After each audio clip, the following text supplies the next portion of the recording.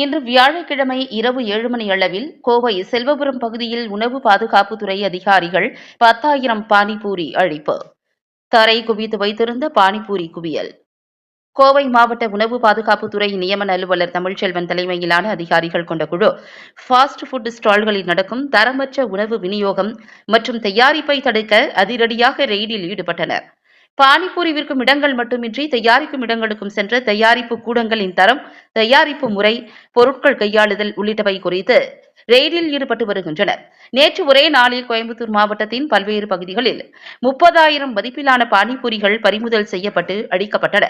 12,000 ரூபாய் அபராதம் விதிக்கப்பட்டிருந்தது. இந்த நிலையில் செல்வபுரம் பகுதியில் நடந்த அதிரடி ரெய்டில் பானிபூரி குவியல் பறிமுதல் செய்து அழித்தனர்.